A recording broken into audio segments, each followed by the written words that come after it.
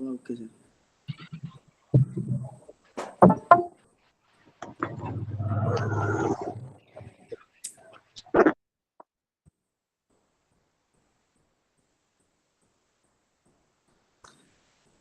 So, good afternoon. A very warm welcome to all of you selected ladies and gentlemen to this global audience platform of Ranjit Guru International series of webinars organized by the Department of History and Political Science in a close collaboration with Center for Adivasi Research and Development, Odisha. Today, one of the important session for this event, we celebrate as it is indeed a high tea conversation between three legends. One is fantastic and very fascinating Indian thinkers, Srijukta Charudatta Panigrahi, author and futurist, and today's moderator, and Professor Ranjan Kumar Mohapatra, editor-in-chief, CSR Vision, and Srijukta Gadadhara Parida, secretary to Farmers Commissions, Government of Odisha. And then now I would like to request Professor Sarat Chandra Pradhan to please go for the welcome address for the guests. Over to you. Thank you, Rudra. Good afternoon, everybody. Learned scholar, participants, academics, and distinguished guests. Welcome you all to this interesting online high tea discussion on the topic industrialization and mining in Odisha, future perspective. In course of discussion, socio-political, socio-cultural, and especially economic issues creep in, leading to high voltage conclusion very often. Such small assemblies also contribute to the portfolio of the state and nation. Such discussions are instrumental in uniting and reforming public from all sectors of society. In anticipate a beautiful analysis, I welcome our learned resource person, Professor Ranjan Mohapatra, editor-in-chief, CSR VISION, and Srijukta Gadadhara Parida, who is Secretary to State Farmers Commission, and Mr. Charudatta Panigrahi, futurist and author, Indian thinker, as moderator. Finally, I extend my heartfelt regards to this noted speaker. Thanks you, everybody. And now, let's listen to our valuable deliberation.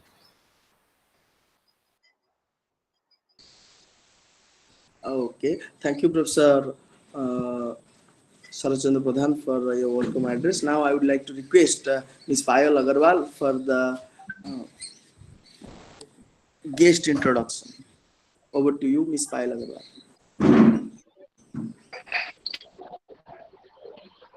Thanks, Rudra sir, for giving me the honor. First of all, warm greetings to one and all. In fact, it is my privilege to introduce our guest speakers for the evening session. Our first guest speaker is Professor Ranjan Mohapatra. He is a noted CSR and management consultant and editor-in-chief of CSR VISION. He is also the president of VISION Consulting, chairman of VISION Foundation for Development Management, New Delhi. He is an adjunct professor, EMPI Business School, New Delhi. He is also a columnist of Financial Express on CSR and corporate governance.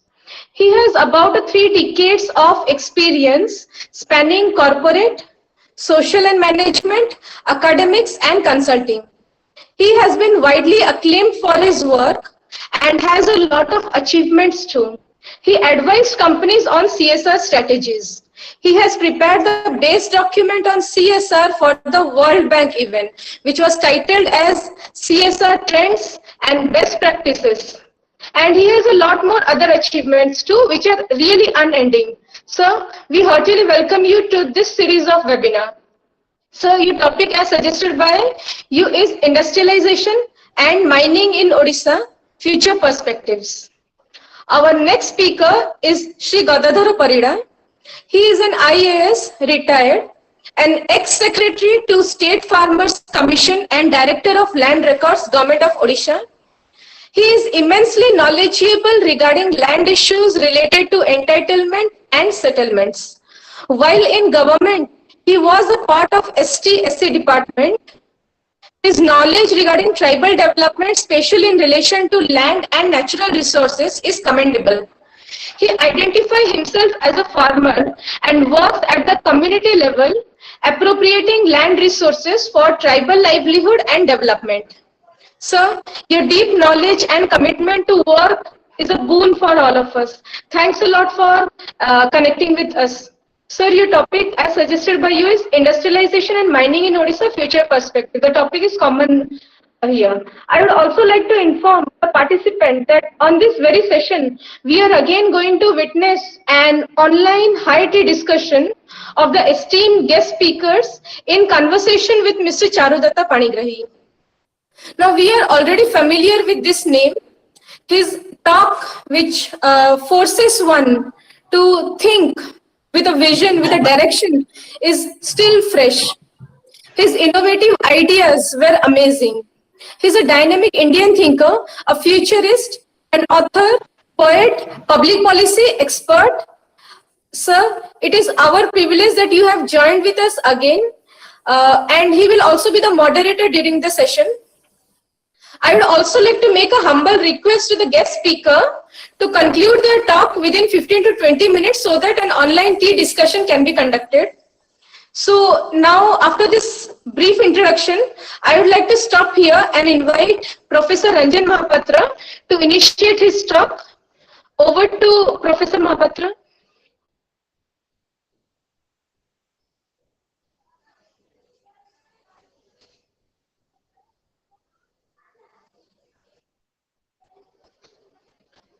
I will be requesting Professor Ranjan Mohapatra to please unmute his mic. Am I audible now? Yes, sir. Yes, sir. Hello? You are audible. Yes, sir. You are audible. Okay. Good afternoon to all, and thank you for inviting me. The topic is very critical and relevant for the whole state. I have been, by grace of God or Lord Jagannath, I have been involved in allied sectors throughout my professional career.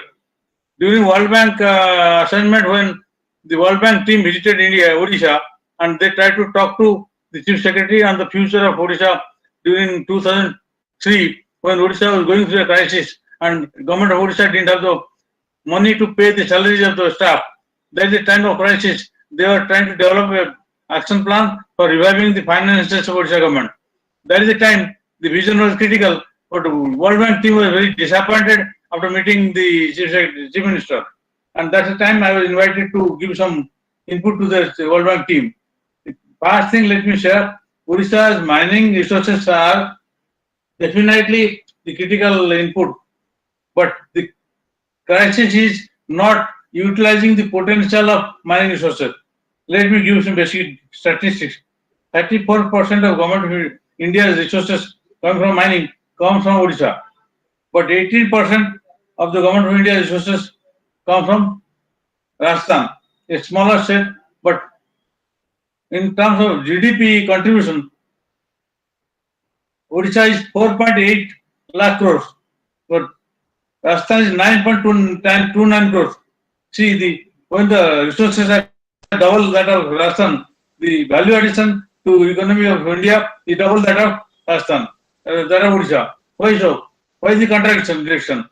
Primarily, the contradiction is because of the managerial ability or limited vision of Odisha to translate the resources into productive output for the state. Employment, you call it employment generation, call it income generation, all that is not happening. All that I will add in due course. Second point is the point the brochure also detailed, the post-COVID livelihood systems. COVID has definitely damaged the whole world, not India, even Odisha, yes. But what do you do to revive the economic conditions of the state, primarily the employment situation? The migrant laborers who came from Rajasthan, sorry, Gujarat and from other states, and they had to go back because Odisha could not provide the employment for them to stay back in Odisha. This, I've been told by many senior bureaucrats of Odisha that this is very sad story for Odisha.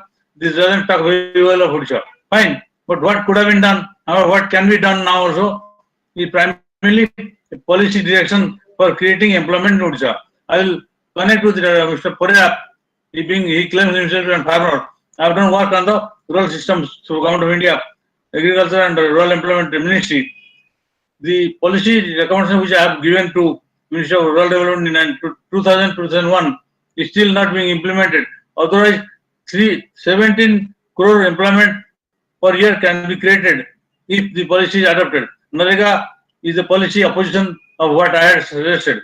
That could have been implemented, and then the complaint against the Government of India today could have been not there if rural product system, rural product marketing system could have been implemented. The rural systems have skill, labor, and also raw material. If you use the raw material and the skills, then you produce the output. And then if you sell the products of rural India and get the markets, accept them, you get the money back to rural India. Then the employment are two types: wage employment and salary employment. If you create employment for laborers and the salary employment, then 17 crore employment per year is not a small thing for India. But my data is for India. But same for whatever proportion for Odisha. The policy recommendation that I am talking of for tribal and rural systems and the project which I have initiated in Delhi has been globally recognized. We are one of 52 in the world in the livelihood category as per the 2000 survey by Global Expo 2000 Hanover. But the fact is, governments are not yet to comprehend. Even my recommendation of the Government of India was appreciated by the minister, but the bureaucrats had trouble in digesting the idea. The point is, policy is the eye opener for the economy to grow. And along with mining resources, Odisha has huge coastline. My work for Fisheries Ministry, Government of India, I had got an opportunity to study the fisheries potential of India. That is unlimited, but not being utilized because of various bottlenecks, including state and central connectivity. The Ministry of Government of India, the Fisheries Department, and the state governments are not connecting well to the data sharing between the state governments and the Government of India is hugely disconnected. I don't want to go to the nitty-gritties because this talk is limited. Let me give you the hints. There is potential which is not being utilized because of primarily the initiative is not coming from the state. Government of India officials complain that state government is not supporting us by providing right inputs, and our policies are not being designed based on the facts on the ground. So, if the state is active, then a lot of policy initiatives can be made to actualize the potential of rural, tribal, and fishery sector. And including third, fourth sector I will address, which I had already said with the World Bank, is tourism. Tourism potential of Odisha is unlimited. Just revive, repackage, polish the tourism centers of India, which are lying defunct, disconnected from the mainland, and not provided the basic amenities, and they are not able to attract tourists. If you try to invest maybe 10 crore, you can generate revenue of 100 crore, provided you do it with the right kind of marketing support system. Summarily, what I am trying to say, the potential segments for creating employment for poor sections of Odisha who are migrating outside Odisha because of lack of employment can be accommodated in Odisha, within Odisha, through sectors like creating rural employment in rural areas by developing value addition processes within rural systems and connecting them with marketing systems. Second, the mining industry is not adding value except the mining resources being exported out of Odisha. That I think all of you know, I don't have to say more. If the value potential is data says 34%, why the of that compared to Rajasthan, why the GDP contribution is 50% of the contribution of Rajasthan. That speaks of the mismanagement or the theft. That is commonly known. The resources of Odisha are being stolen or exported out of Odisha, legally, illegally, whatever, but that is not adding value to the economy of Odisha. Similarly, third is mining, the fishery resources, fishing. Kerala is a state.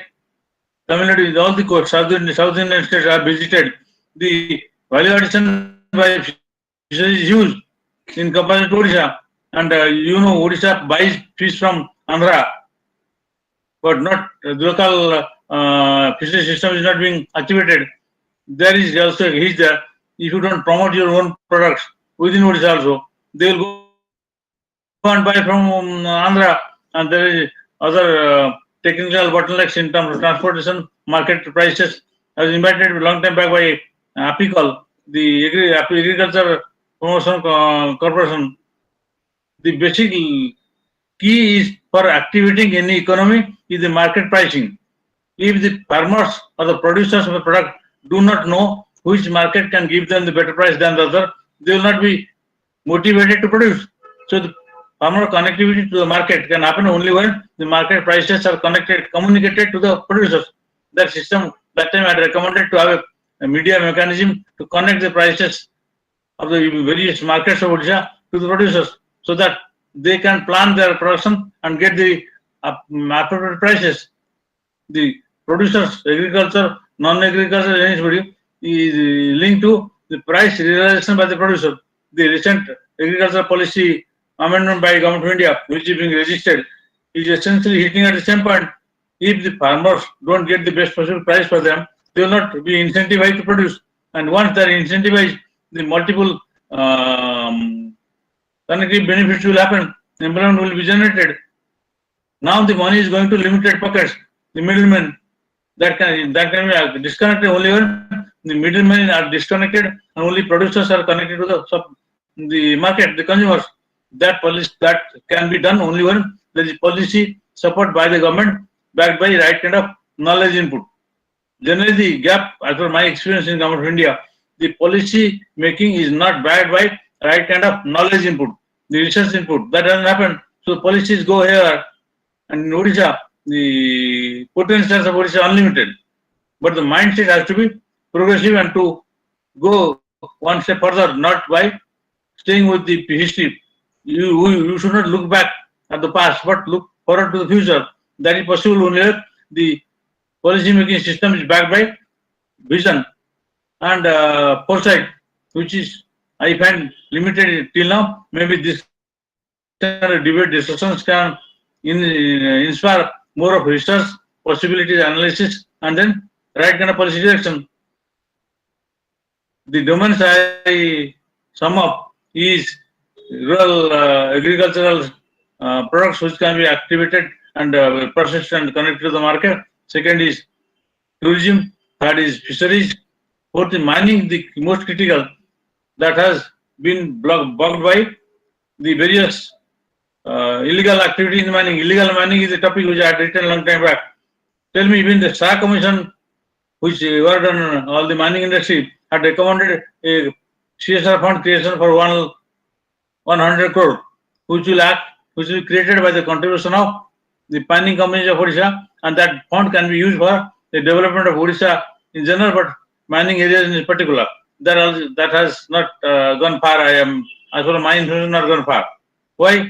It's a political will, a government's will, but that can also be activated by the public opinion. If the public opinion in case of Sushant Singh Rajput is making the whole country react, and the Government of India, Supreme Court, everybody is getting proactive for the justice for Sushant Singh Rajput. Why can't that happen in Odisha also? If the entire public opinion is built for actualization of potential of Odisha, then a lot of policy initiatives can happen. So my submission today in this forum is to create public opinion for various policy initiatives which can induce the government to take decisions and to help create employment within Odisha, so that Odisha population should not migrate to Gujarat or Tamil Nadu or XYZ, but stay happy, employed, engaged within Odisha. Thank you. I more happy to ask question and answer rather than deliver a long talk. I hope I made my point clear. I am ready for any question and answer. Thank you. Thanks a lot, sir. The participants will definitely be benefited by your talk, which was backed by data. And yes, sir, the potential of Odisha is unlimited, and but we need to have a right kind of approach. So we have a couple of questions, but we will conduct the question and answer session in the last. Now I would like to invite Gadadhara sir to initiate his talk. Over to Gadadhara sir.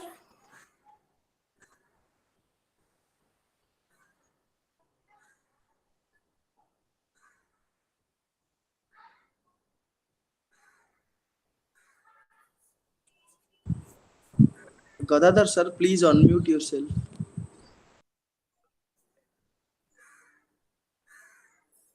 I will be requesting Gadadhara sir to please unmute his mic so that we can be able to listen him. Yes, am I audible now? Yes, sir, you are audible. Thank you. So I can only supplement what has been said just now. Gone are the days when the Maharaja of Mohapatra had leased out the mining power of Badam Pahad, Goru Moisani, Sule Pahad to the Tata to begin the Tata Iron and Steel Company. Then it was absolutely free and the Maharaja had taken only 1 rupee per year from Tata Company as royalty. Thanks to Saha Commission report, interference of the Honorable Supreme Court of India, now at least the states are getting a lot of money out of these mineral resources. But let me be very clear, mineral resources are not renewable. They are going to be exhausted someday. So whether it is minor mineral or major mineral, it is a scarce resource of the state that should be utilized in proper manner. Especially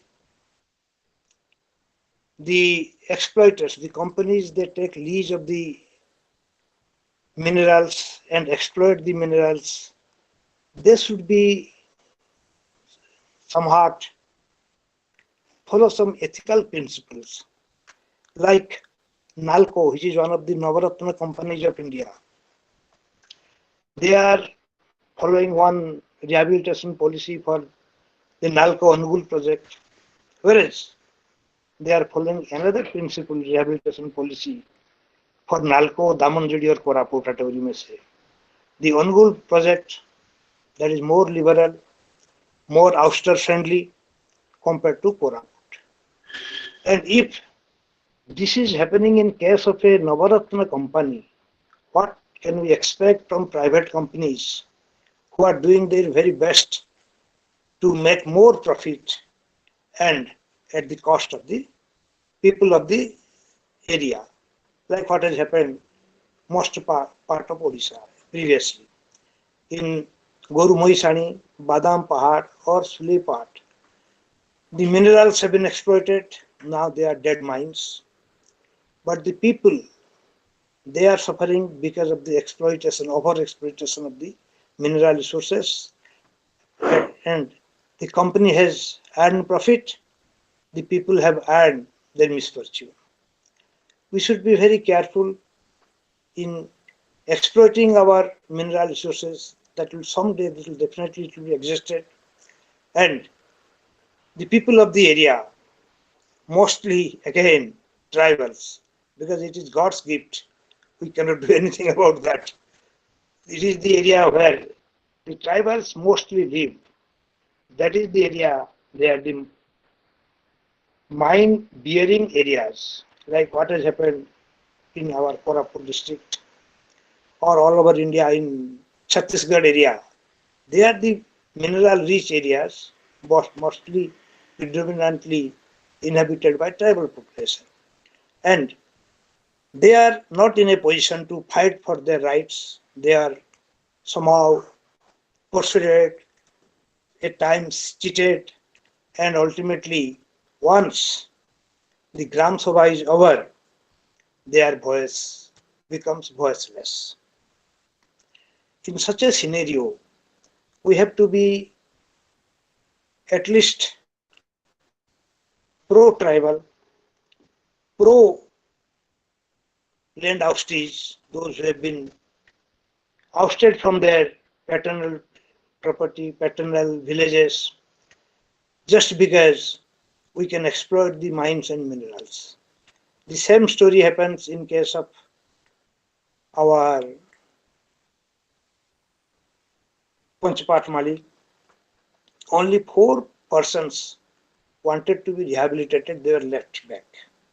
We persuaded from district administration side, we persuaded the NALCO people, please consider them. Only 4 persons. If you are giving employment to 4 persons, 4 family will prosper. And NALCO is nothing. But they refused point blank. I don't know whether it has been subsequently they have corrected their mistake. But when the MD NALCO, from the locker of the MD NALCO, gold of about 10 kg could be recovered, only 4 persons would not be adjusted by the company, which is a Navaratna company. So I am of the view that ultimately we have to make our people conscious of what they are going to lose, what they are going to face, and who is going to be benefited. Thanks to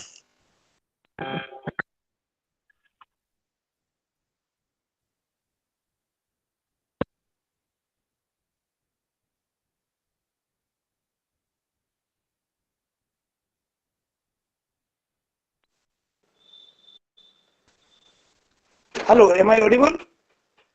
Yes, sir, you are audible. Yes, yes. So at least the mineral development fund that has come, but that is mostly being used in the urban areas. Whereas that should have total focus of the periphery of the mining area, where the people are suffering and they will continue to suffer for ages. This is one suggestion. Second suggestion is exploitation of mineral resources. That should be very judiciously resorted to. It is not a renewable source of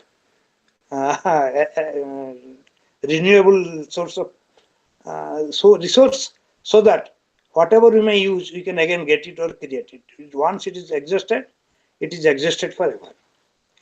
Third point is the companies, when lease is being given to them or when auction is being made, there should at least be another provision that the oustees, those who are losing their land for exploitation of the mineral resources, they should have some share in the profit of the company, those who are going to make billions out of it. These are my 3 humble submissions, and I am thankful for the opportunity given to me for sharing my ideas. Thank you.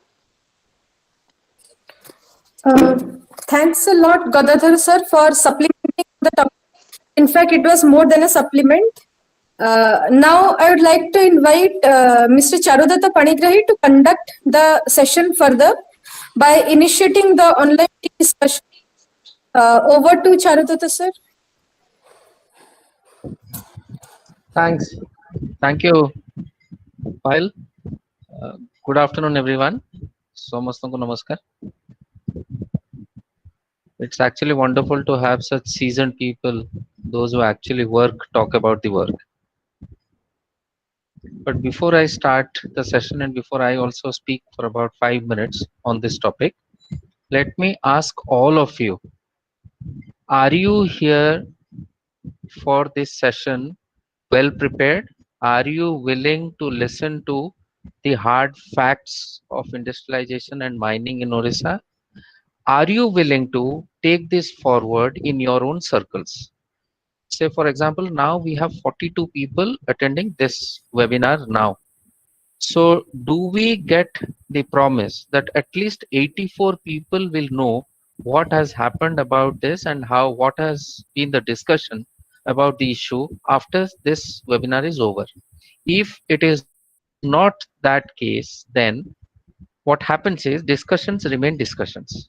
Why I'm saying this is because I'm talking from hardcore experience. We work in all the mines areas, most of the mining areas of India. So I will talk to you from hardcore last mile experience. Now we take a lot of pain in preparing for these sessions. So I would suggest that all of you take this session very seriously and each one of you become a champion of the issues, because the future is in your hands. We have a tendency to think that the future is somebody else's and we are here like tourists. We are not tourists. This is our land, this is your resources, and you have to act on it. Now first tell me, Payal, are you guys willing to do this or not? I want to hear from you.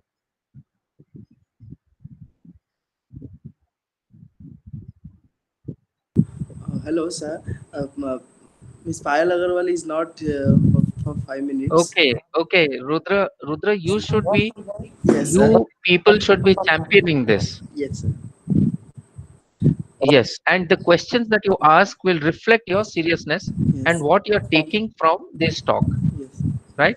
yes, Now, coming back to the topic, yes, there are three, four things here. First, why are we talking about this? We are talking about this as Sri Mohapatra mentioned and Sri Parida mentioned that we have limited resources. Whose resources are these? These resources belong to the land. Whose land is this? The land belongs to indigenous people. Why are we calling them tribals and segregating them? That's the first point. All of us are tribals. Our origin is one. They stayed back. You have moved on. That doesn't give you any special entitlement, any special status. So when we talk about giving tribals or indigenous people special status or special schemes, it sounds like we are doing a charity on them. That is the first point. We are not doing charity on them. ଆମେ ଦୟା କରୁନୁ ତାଙ୍କ ଉପରେ. Everything about our state, it's irony, it's a paradox. Everything about our state, starting from our deity, our divinity, to our future resources, everything depends on these forests and these resources, but we have completely neglected them. Why? What is the answer? Whether it is policy, whether it is working, whether it is all the activism, what has the people, what has all this done for the people? Where are the people today? They are the same. Where is the primary health center? Where is the primary school? Where is the entitlement? They are the same. ଯାହା ପାଇଁ ଆମେ ତା କଥା ତ ଆମେ ବୁଝିଲେନି।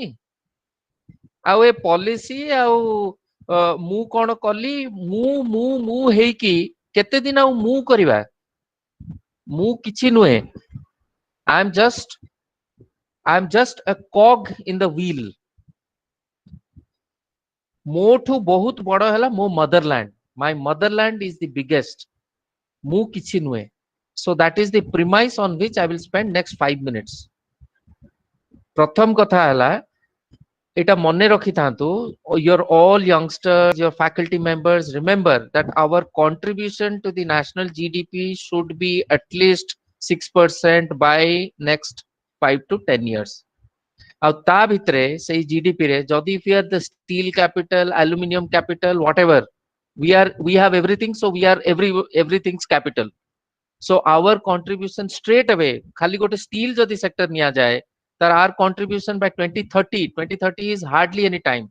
In 10 years, will be at least 2.1% of the GDP. Imagine our contribution to the national GDP, national, uh, social life, our life. ତା ବଦଳରେ ଆମେ ପାଇଛୁ କଣ? I am here to talk business. ଯଦି ମୋ ଜାଗାରୁ ତମେ ଜିନିଷ ନଉଛ, ମତେ ତମେ ଦଉଛ କଣ? I am not here to say that mining should be stopped, industrialization should be stopped. It cannot be stopped. It is not practical, it is not prudent to say that it can be stopped. जो activist माने वर्तमान आमको एई स्थिति को आनिले एई कथा कही कि एई narrative रखी कि जो एक्टिविज्म आमे करूचे I am for prudent activism, I am from responsible activism, I am not for negative activism, I am for positive activism. So all of us here talking are activists because we are actively thinking about it and actively working whatever is our limit. मु सब कर दे परिबिनी कि केही आमे समस्त सब कर दे परिबिनी, but आमे मिसी कि जदि if you can help the government, help all of us to find out a way in which we can do certain things for the community, then I think amaro jette discussion hochi tar gote kichi logical end achi ki gote logical impact hochi. Number one. So I'll be here to talk about business, not activism. For example, आमे बे coal mining, coal mines जोटी अच्छी से इठी मु काम करूची बे. So I have seen one thing very clearly. जे आमे जदि R&R policy, rehabilitation and resettlement policy रे आमे जते पैसा दउचे ताको, that is nothing. आमे तो सब बेले कहबा that is nothing. से माने कहबे no, that is everything. So which is the midway?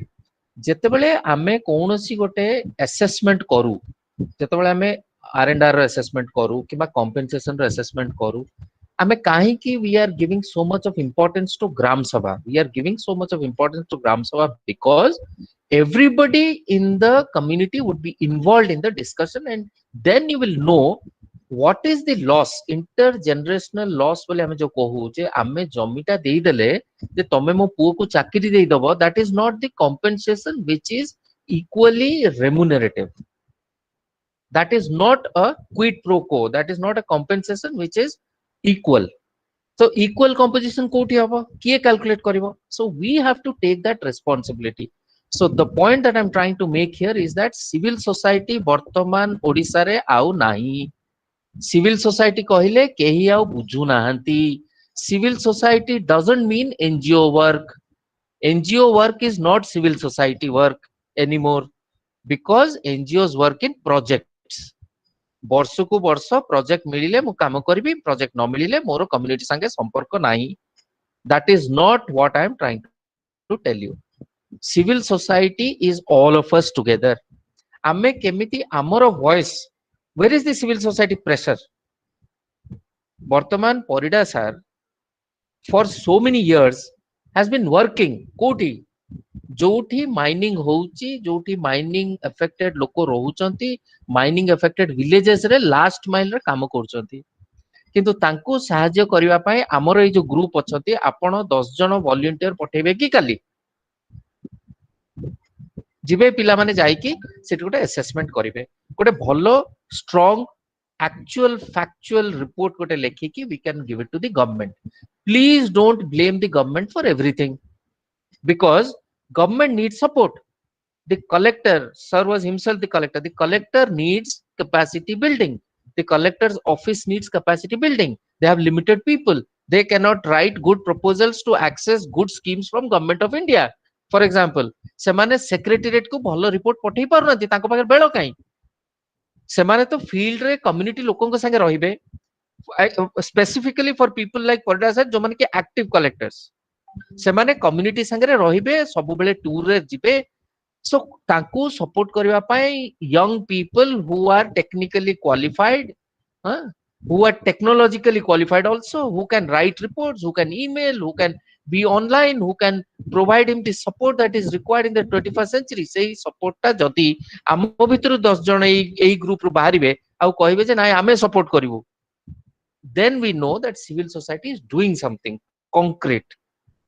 Blame game kariki konosi society konosi jaga re jaini. Number 1. Number 2, Koraput रे बिलो पॉवर्टी लाइन पॉपुलेशन हला 79%, केउझर रे बिलो पॉवर्टी लाइन पॉपुलेशन हला 62%. एते high काहे कि जदी industrialisation and mining was giving the kind of returns to the local people, एते BPL काहे कि. The simple answer to this is that mining worldwide, I have gone to other places, I've gone to other countries also, I've seen the mining areas, I've spoken to people. In globally mining रो गोटे mining shadow area बोली थाए जोटा कि आमे कहू typically इन Odia language नाक तळे दीप तळे अंधार तो सेटा काहे कि अंधार हुए because of the lack of representation of the local people represent केतेबेले करंती ना जेतेबेले समाने जायकी राबेल राउजिंग की ऑन द स्ट्रीट मोर्चा प्रोटेस्ट करंती आपण केते थरो जेते जण एठी अछंती केते थरो आपण देखिचंती जे कोनोसी सिविल सोसाइटी ऑर्गेनाइजेशन किंबा वॉलंटियर्स जाईकी गां रे बसिकी लोकन को बुझेइचंती जे माइनिंग हेले एटा हबो माइनिंग हेले एटा हबोनी केते जण बुझेइचंती out of their own interest out of no vested interest किए बुझेइचंती दळे बुझेइचंती जे माइनिंग हबा कथा नुहे आउ दळे बुझेइचंती माइनिंग हबा कथा किंतु मु मते जदि आपण पचारिबे मु गां रो लोक मु तो बुझी पारुनी कोन हबा कथा कि हबा कथा नुहे मते तो इमीडिएट पैसा मिलुची मते तो कहउछन मो पुओ को चाकरी देबे ताले जमीटा नै जिवे नै जानतु एमिति बे हमर 26% of our agriculture land in Odisha is going to be fallow in the next 3 years व्हाई गोटे जनरेशन गां रे और रहिबेनी जो माने वर्तमान about 60 about 65 they are now handling agriculture माने कोन भाग चाष को देले भी सकाळ थरे जाउचंती जमी देखिकरी आछंती आउ देखिया पय घरे के नाहंती सेमाने गले कुआडे बाहर को गले काहे की गले ना हमें ताको पचारलुनी एठी आमे पचारलुनी माने कोन अगेन आवर रेस्पोंसिबिलिटी आमे कहूचु पंचायत एक्सटेंशन कर दबो तमे PESA act if you are extending panchayat entitlements panchayat duties panchayat work then we have to help the panchayat reach out to the households we have to help the youth to use their skills how many people do you know जो माने youth group को नहीं किरी गोटे bank को जाई किरी आमे कहूचे जे नाही ए यूथ ग्रुप अछती ए माने तांकर गोटे धरंतु एग्रीकल्चर एकाठी करिवे एग्रीकल्चर एग्रीगेशन करिवे सिंपल जिंसो कि जे हाई फाई टेक्नोलॉजी दरकार नाही एग्रीगेशन करिवे मु बैंक को नेबी तांको बैंक रे तांको प्रपोजल टा लेखै देबी काने सम लेखि जानना और तांकर से स्किल टा नाही how many of you do that we don't do that I don't do that what I do is more जेतेबेले आज्ञा गोटे प्रोजेक्ट चलथिबो सेठी वर्षे कि 6 मास जोटा पय मते फंडिंग मिलिथिबो मु सेति करबी सरी गला this is not civil society work and आमे कौन सी जिंस करूनु मु मो कथा कहूची का को ब्लेम करबा आगुरु मु निज को आगुटी देखौची जे आमे कौन सी जिंस करूनु जोथिरे community will be actually beneficial last point before we get into the T discussion IT discussion CSR अच्छे ओडिशा गवर्नमेंट इंडिया रो first CSR white paper launch कले से सीएसआर व्हाइट पेपर टा मु लिखिथि सीएसआर व्हाइट पेपर लिखिला बेले when we did the data analysis and data collection I realise one thing जे हमरो सीएसआर रे जत्ते खर्च होची बाय द वे लास्ट 5 वर्ष रे we have spent about 2000 crores about जत्ते सीएसआर रे खर्च होची पांचटा डिस्ट्रिक्ट अछि कोनोसी सीएसआर काम सेठी हेनी because there is no industry there out 10टा जिल्ला रे सब सीएसआर काम होईची बिकॉज़ 10टा जिल्ला रे इंडस्ट्री अछि so 1/3 of Odisha has benefited from CSR and rest have not why nothing has been done in Malkangiri Kondamala Nuapada Baud Gajpati Devgarh kichi hini sethi kane sethi kichi industry nahi on gold 30% CSR spending obviously on gold hobo can on gold resources achi so we should be asking we should be writing all of you Rudra Babu, in your leadership or Dr. Jena, all of you should now start writing a 3-pager on how and why CSR in Odisha has to be cutting across districts. Jodi Jemti Parida sir kahile Nalco is this giant, aluminium giant. Semane to Panchpatmal has the Asia's biggest bauxite reserves. Apan jani chati? Ame kono douchu कौन रत्न भंडार रो चाबी खोलुचु सेटा we should know and that is why I am insisting on bargaining so can we tell them that if you are doing a CSR program or if you have a CSR budget It is not limited to Angul district and Koraput district only, because it cannot be limited in Odisha. It has to be cutting across, because अन्य जगह रे नहीं, देवगढ़ रे किसी industry नहीं. So why should they be not benefited from CSR? They should be benefited because they are also our people. So if we do that, what happens is जो माने आसुचंती तांकर responsibility towards the state increases and they take our state seriously. ବର୍ତ୍ତମାନ ସେଟା ହଉ ନାହିଁ. ସେମାନେ କହିବେ ଠିକ ଅଛି ଅନୁଗୁଳ ରେ ମୁଁ କରିଦେବି, କିଛି ରାସ୍ତା କରିଦେବି. By the way, infrastructure ରେ use କରିବା CSR is not actually supposed to be spent on infrastructure. CSR is supposed to be spent on development labs. ପିଲାଙ୍କୁ ନେଇକି ଆପଣ ଗୋଟେ incubation center କରନ୍ତୁ, ପିଲାଙ୍କୁ ନେଇକି ଗୋଟେ data science ଉପରେ କିଛି କରନ୍ତୁ. I'm just giving an example. ପିଲାଙ୍କୁ ନେଇକି science STEM, science technology mathematics ସେଇଥିରେ କିଛି କରନ୍ତୁ. And that can be a pilot. So ଗୋଟେ ଯଦି ସେଇଥିରେ patent ହବ, then our boys can or girls can look at the incubation like the startups. ଆମେ startup କହୁଛୁ, startup ର start କେବେ ହବ? startup ର start ହବ ଯେତେବେଳେ ଆମେ ଏମିତି ଭାବିବୁ ଏବଂ ଆମେ practical ଜିନିଷ କରିବୁ. That is the way forward. And I am not blaming the CSRs of the companies because they don't get this kind of feedback or pressure from the civil society. ଆମେ ତ ଜାଣିନୁ ଆମେ କଣ ଚାହୁଁଛୁ, ସେମାନେ କଣ କେମିତି ଜାଣିବେ ଆମେ କଣ ଚାହୁଁଛୁ? So please think about what I've told you. I'll share all the documents, all the things about Gram Sabha, about CSR. आपण मानको अनुरोध, आपण माने टिके seriously नियंतो ए सब जिंस, टिके भितरकू पसिबे, जदि भितरकू पसिबे you will get to know what I'm saying. And the last but not the least is the involvement of the youth. Our youth in our state have to be regularly, attentively alert and be involved in our civil society. आमे जदि आम civil society को न बंचे की रखिबा, आपण हुए तो ए कोणार्क विषय रे कहि चलथिबे. आमे तो प्राय 800 वर्ष होला कोणार्क विषय रे कहूछु. केते जण आपण भितर कोणार्क देखिचंती? केते जण आपण जानिचंती जे कोणार्क मंदिरर जहाँ तो पत्थर खसिला से तो बहुत दूर कथा, साइड रो पेरिफेरी रे आ किछि नाही, सब नष्ट हो गेलानी. केते जण आपण एटा सब जानिचंती? किए करिवो एटा? कोणार्क काहार? कोणार्क समस्तंकर हमर. काहाकू ब्लेम करिवा हमें? प्रत्येक कथा रे जदि हमें कोणार्क रो एग्जांपल नउचे, and if Konark is our symbol, then we need to take care of our symbol. तेणु last sentence that I want to tell you is that आज्ञा निजो उपरे जहार निजर गर्व नाही ताको किए बंचेइबो? आज्ञा किए ताको रखिबो? आम निज रिसोर्सेस जदि आमे निजे बुझुनु, हमको किए बंचेइबो? And do we deserve all this? So much of resources. Then Parida sir कहले, it's all nature given. Do you know how progressive are our indigenous people? They don't have any religion. Their religion is nature. They are so much more progressive than all of us, and yet we are neglecting them. So I can go on and on, but there is a silver lining. You must have heard that Government of India Bartaman methanol coal, they are looking at cleaner coal. Coal ru semane methanol, coal to gasification boli, coal to liquid gote gasification plant korchanti Angul re. They will also do that. They are investing about 40,000 crores, and they will turn coal to a less ecological threat.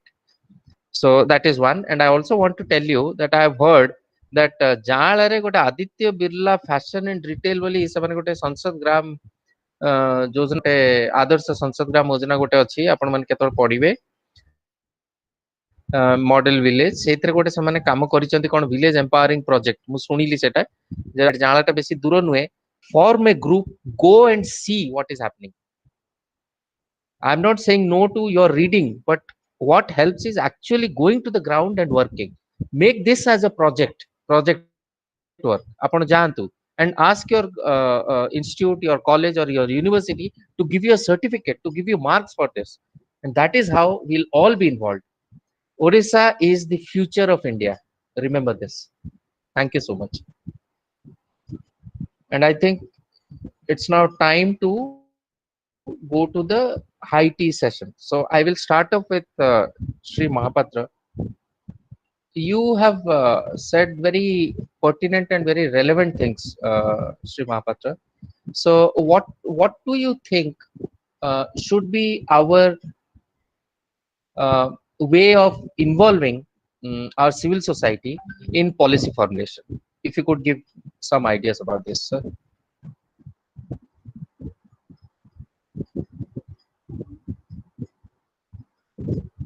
Mr. Mohapatra, please unmute. Mr. Mohapatra, please unmute.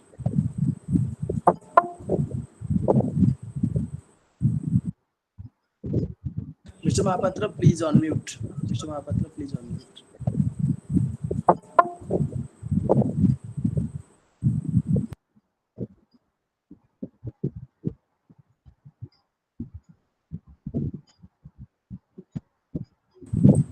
Sir mic on करो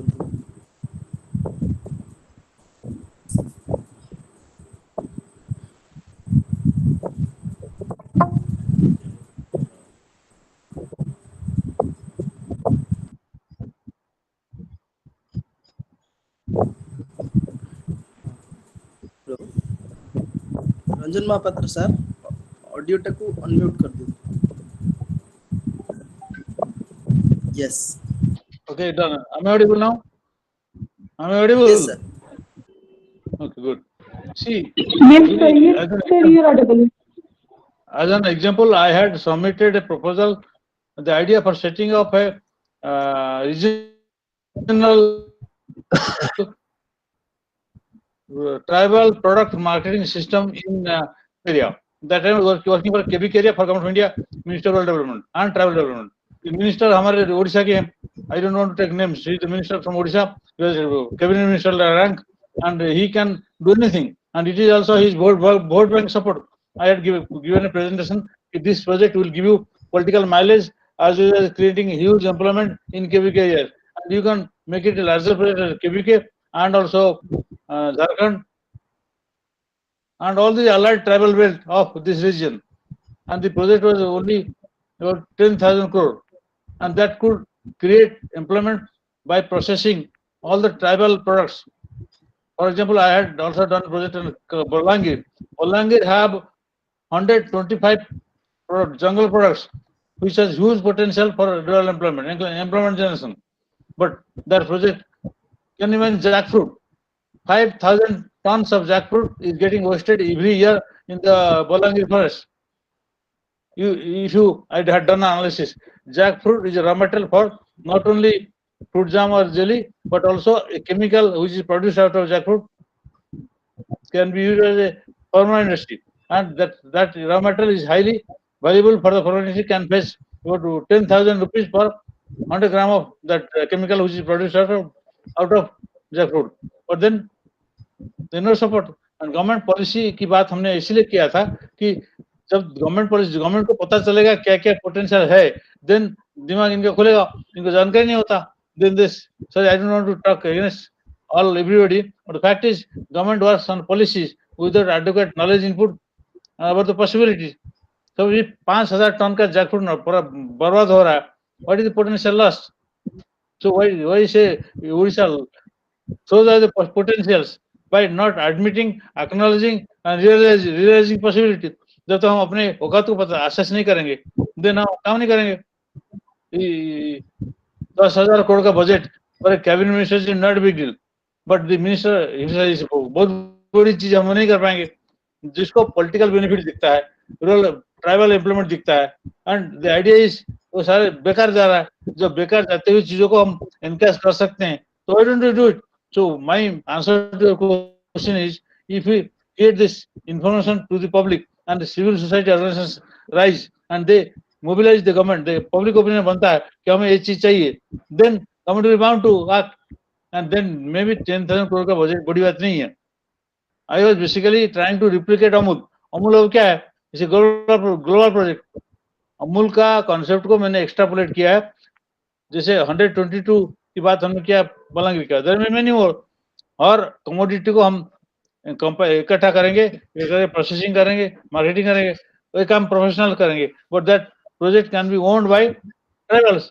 I fully agree with Mr. Panigai कि tribal को हम इज्जत जब तक नहीं देंगे, उड़ीसा का विकास तब तक नहीं होगा.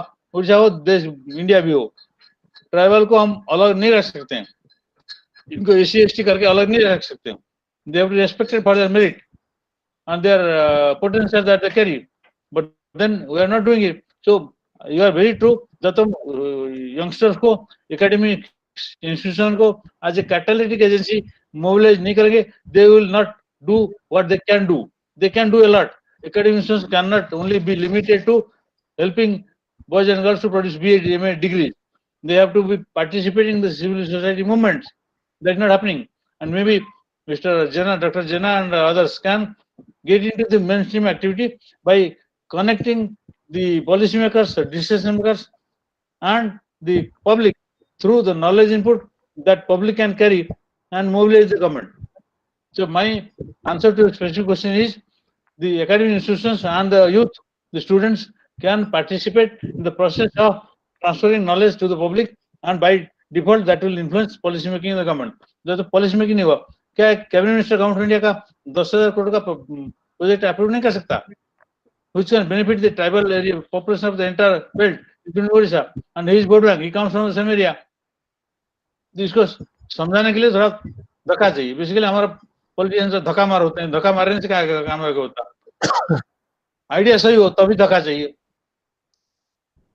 I think I have answered your question to the best. Thank you so much. Thank you. Now I'll come to Sri Parida.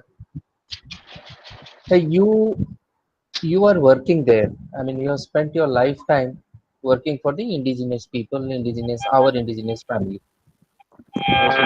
What do you think? Do we go on like this? How many years should we go on like this? And say, for example, the Kodingamali issue, or I would request Sri Mohapatra to please mute his microphone. There's a lot of disturbance. Yes, thank you. I am muted, Still there sir. is some Rudra, you please mute yourself. Yeah. Thank you. It is known to everybody that Hello. it is Hello. known to Charudatta sir, please mute yourself and again unmute. I have some problem, I thought. Okay, it's now okay. Yes. Okay.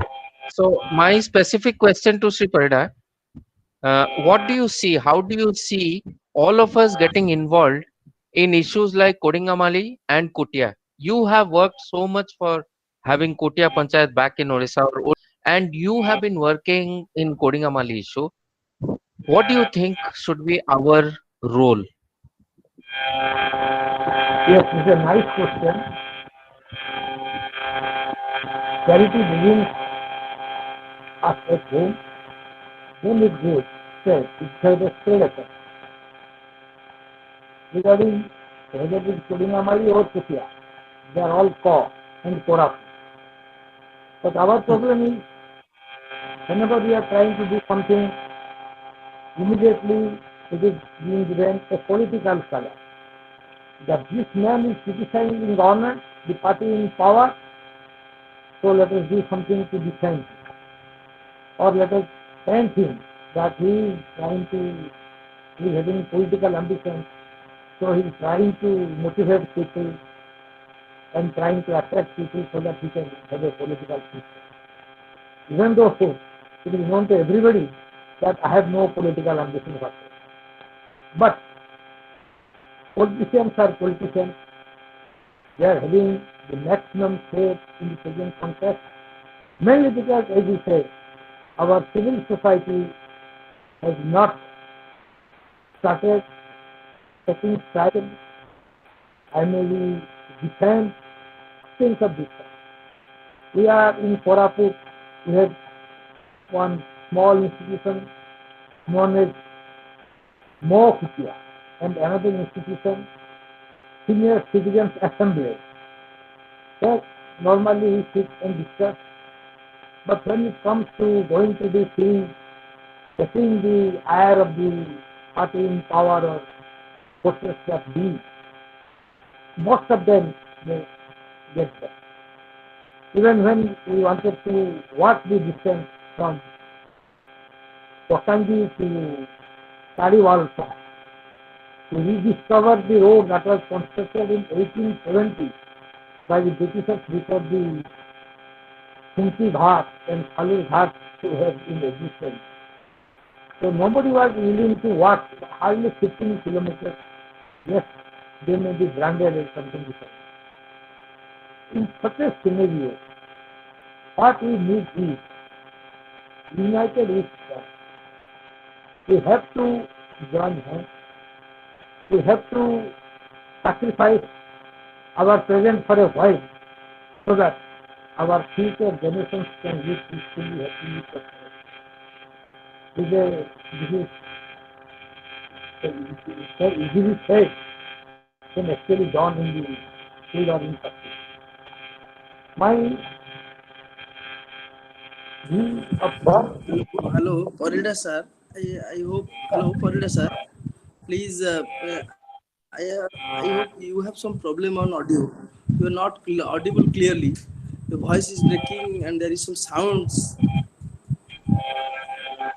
बचले सार माने बकवास में सुना जाती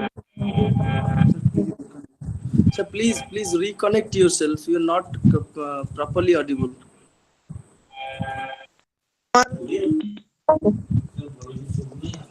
Now am I audible, please? Yes, sir. Yes, sir. Yes, sir. Now you are audible. Thank you.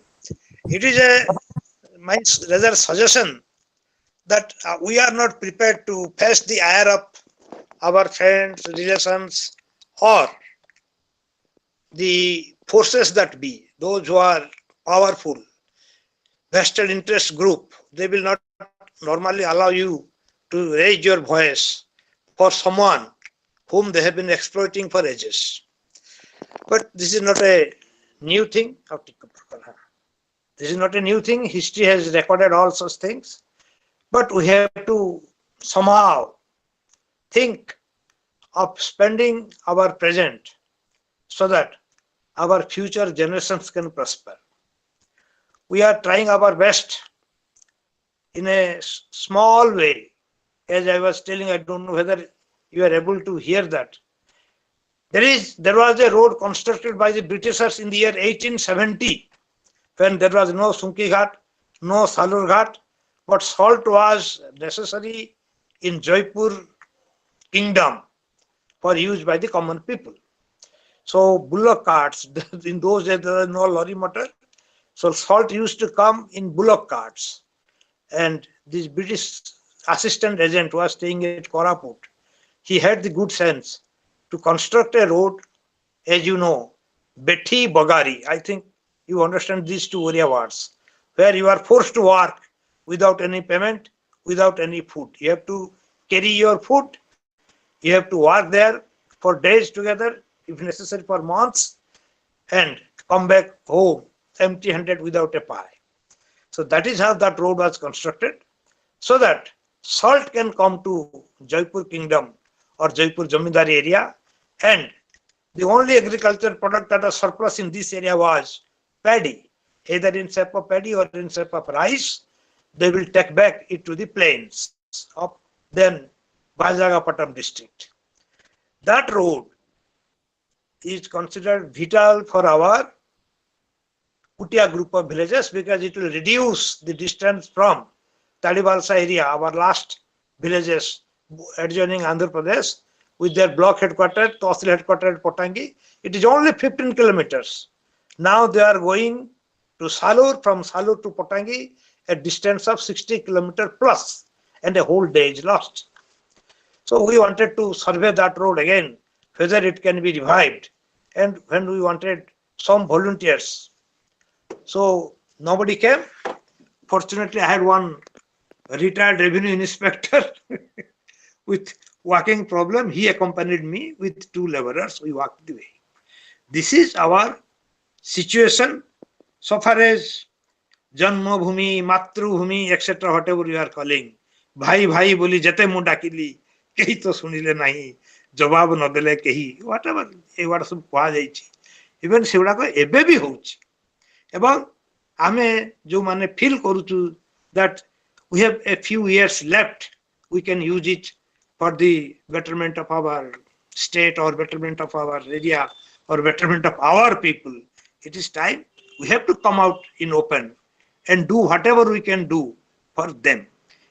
For this we need one solemn resolve that yes, I offer myself, I want to do it. Just through this forum, you can collect, if you can get 10 people, I will be very happy. Thank you, sir. I think I have answered your question. Yes.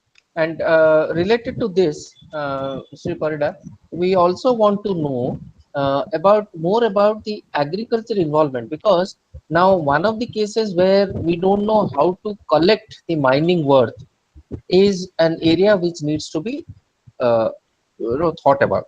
Say for example, in bauxite mines we have this much of bauxite that will lead to this much of business, so that will lead to 2 billion, 1 billion, whatever. So how do we ensure that people affected by the project are well settled in their livelihoods? So not everybody can work in the mining area or mining companies. And there are also various kinds, merchant miners and captive users and all of that. So for Koraput specifically, what are your thoughts quickly? Then I'll come to Sri Mohapatra. Yes, it's a nice question, sir. Everybody knows that below the bauxite deposits, it is having a soil surface that conserves water and perennial streams flow from the hills. And the people, as you said, the indigenous people, they use that water for irrigation purposes. They grow their crops for their survival. And once this exploitation of the bauxite ore starts, the perennial streams will dry up and the indigenous people will be deprived of the right to cultivation with the help of irrigation. So what can be done? It is time. It is only government can do it. It can make it a condition for the companies they are going to exploit the mineral resources from those areas, that first you provide the alternate irrigation facilities, maybe solar pumps, maybe some check dams, anything, so that they can be assured that yes, even if the perennial streams are dried up, at least we will not starve, we can have this. Second point, when Indravati Dam was constructed, the Indravati river that flows near Nabrangpur, that is totally dried up in the summer season. So no alternative source has been provided.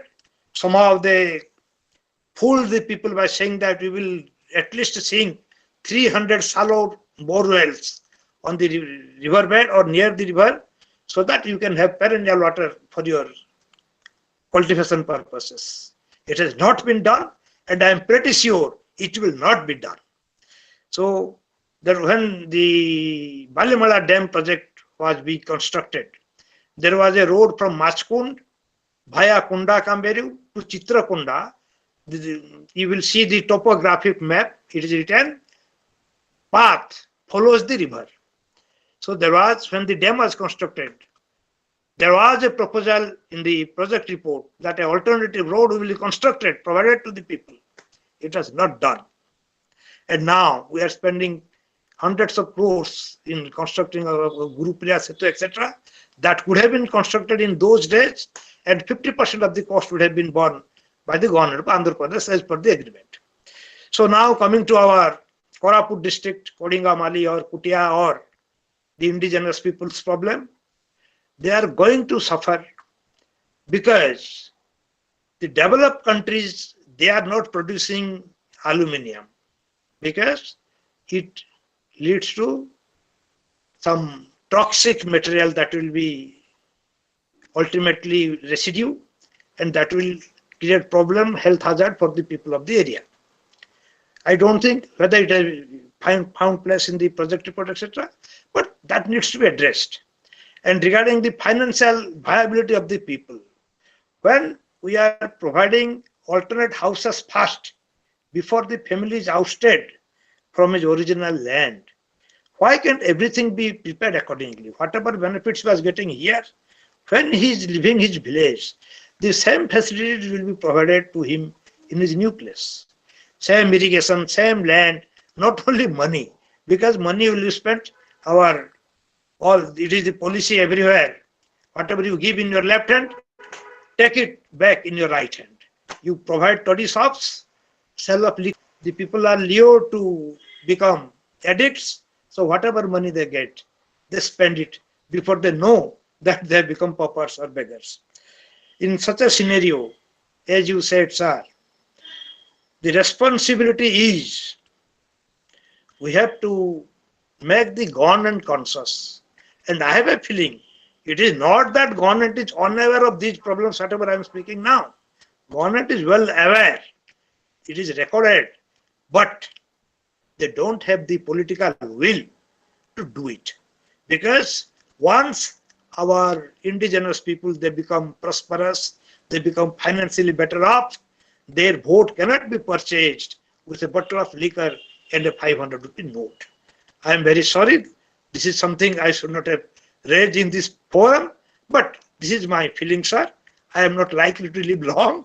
At least my next generation, they should be aware that change hoithibo jiye taku uthebo kiye.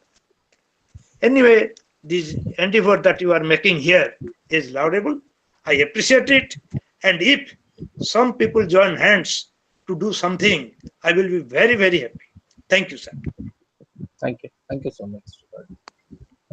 Shri Mohapatra, we know that Supreme Court had made a had come out with a judgment evacuating the forest dwellers.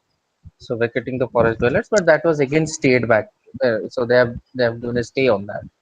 So what do you think, Shri Mohapatra, that if the forest dwellers would be evacuated over a period of time subsequently, if it happens, what is that going to result in social in the social existing social fabric in the existing about 10-12 districts of our state, particularly for Odisha? What would be the impact, and how should we get prepared for such an outcome if it happens?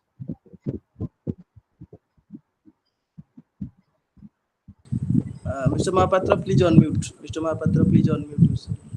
Let me supplement Mr. Pradhan, whatever he said about the community response to initiatives for impact. इसके बारे में काफी दिन से परेशान हूँ, but I have few information that I can share. Actually, Government of India has come out with a scheme, National Service Volunteer, NSV. The scheme under Ministry of Rural Development and initiated by an ODIS officer, Odisha IAS officer, and he became friendly with me, and we realized the potential is huge. By now, there are 8 lakh volunteers in 8 states in India, and they are working in various villages, various panchayats in India, and they are the ideal. That's a vision which I had created 20 years back, but finally it has become a law now, a scheme of Government of India. But you need a leadership. But this officer has shifted from Government of India to Government of Odisha. So this scheme is not growing as much as it could have. But I remember that because this is what Mr. Pradhan can tap. Because there are volunteers in the country, in the all parts of India, they are given only a license or a certificate by the collector, and they are attached to 100 families in each village. And their task is to connect these families to various Government of India and Government of Odisha schemes. Because all the schemes come, but they don't get connected to the original beneficiary or the desired or ideal targeted beneficiary. So that can be that potentially can be done only when you are initiative from the village itself. And these people are from well-off families. They don't get a single penny as a remuneration, but they are recognized as Government of India agents, and they are provided a certificate and recognition by the collector. So they are empowered to connect with all the Government of India, state government, block and collector's office and BDO office, and they collect scheme details and try to connect with the families. And these people are volunteers. National Service NSV. They are volunteers. They are committed to do this. I'll give an example to clarify the position. In Rajasthan, They were, this is story of a collector in the website also. The collector was approached by a group of NSBs that in this area, Nilgai, they are creating a mess and their agricultural produce is getting destroyed, huge loss. But nobody, no government scheme is coming to help them. So the NSBs made the collector, and collector may avoid to meet any public sarpanch or XYZ, but they have to meet the NSBs.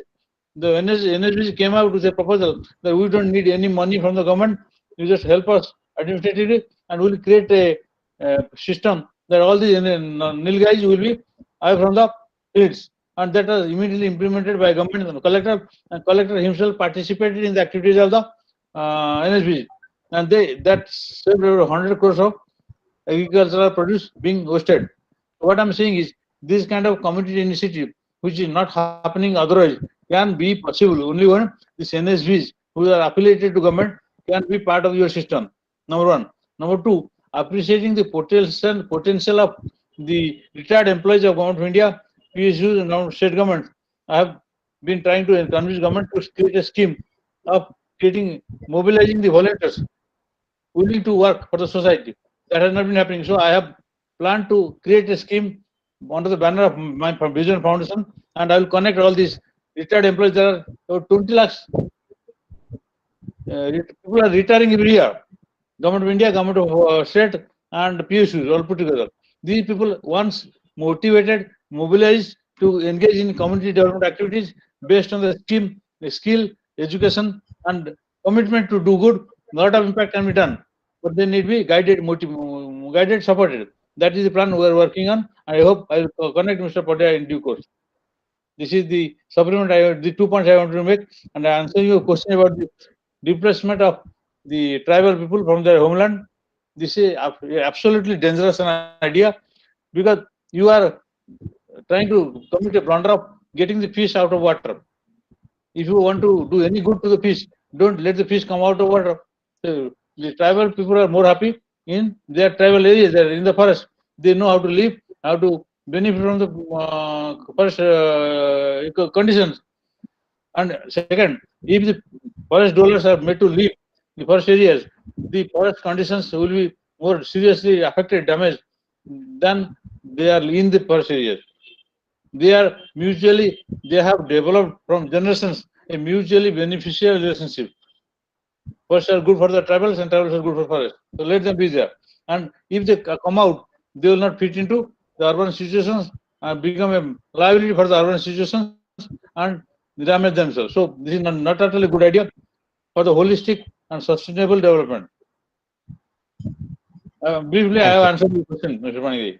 Thank you, Sri Mohapatra. Sri Parida, this brings us to another point where you have been directly involved, and that is the entitlement of the forest dwellers. So FRA.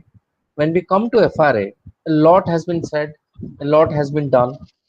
How many pattas have actually been given? Why there is always a gap between the requirement and what has been done, and what is the way forward? Thank you, Panigravu. It is a nice question. The Forest Rights Act, I feel it is the atonement of the Forest Act of 1980, where the people living in the forest areas were taken to task, and ultimately government atoned in 2005, and they said that Forest Rights Act, if they are earning their livelihood out of some forest land, that should be recorded in their name. And the limitation was up to 10 hectares. Problem is, when we collected, as you know, Koraput district here, there is Podu cultivation is prevailing. Many people, especially the indigenous people, they don't have recorded land, patta in their name, what we call record of rights in their name. So they don't get any loan from anywhere. So we said this is the right time, we should implement this act very seriously, at least in Koraput district, so that our indigenous people are attracted to us. They join the mainstream, they become obliged to the administration. then they don't go to the other side of the fence. So Koraput district became the first district to distribute the first patta, became the first in collecting applications from the forest dwellers. But once I left, all this was deliberately dumped, mainly because once a land is recorded in the name of a tribal, now as per the 2002 amendment to the Regulation 2 of 1956, the land cannot be sold to anybody else, cannot be leased out to anybody else. Then how you are going to exploit the mineral resources? So deliberately, the Forest Right Act has been pushed and kept in the cold storage. Though people are living in the forest, they are earning their livelihood by using the land situated inside the forest, but they are not being given the record of rights, so they are not able to take any real benefit out of the land. And I have a doubt in my mind, a suspicion about the intention of we the people. Someday we are going to forcibly evacuate them from the land, from the village they had settled. I think you have written very nicely in an article that how a tribal village comes to life. Suppose we are living in a village, our population has increased, or there has been a pandemic or something, many people have died. So we believe that this is because we have somehow displeased our forefathers, and it is their souls they are taking revenge on us. So we have to desert this village and seek another place for our village. So the most able-bodied or the most brave man, he moves to another place, taking some food material with him. He searches a place, suitable place in the forest where there is a stream so that he can get drinking water, where he can irrigate his field, and slush and bond cultivation. As my Dr. Mohapatra was telling, actually tribals and forest, wherever there is forest, tribals are living in those areas for millennium. Wherever we are living, there is no forest. It is difficult to find a tree even. So that is the difference, that Podu cultivation is destroying forest. That is actually, it is not borne out in the field. They cut at waist height. The tree is cut, it is burnt, so that it will sprout again in a Podu cycle, which is normally, previously it was 20 years. It has reduced to up to 12 years even. So after 12 years, and they will come to the same place again for cultivation. It will regenerate, it will be regenerated and become again a forest. So anyway, this is how it has been done. And this Forest Right Act, it should be implemented properly by the government. They should not stop it just to support a vested interest group. This is my feeling, sir. Of course, the forum can discuss on this. Thank you, sir. Thank you so much, Sri Parida and Sri Mohapatra. As we are coming to a point where we would now open ourselves to questions and suggestions from this group, we understand, and it's an appeal to everyone in this group, that we should realize that it is high time, and though it is an evocative subject, it is high time that we are giving away all that we have. So these resources are not renewable. We are giving away everything. All we are asking is good value for what we are giving away.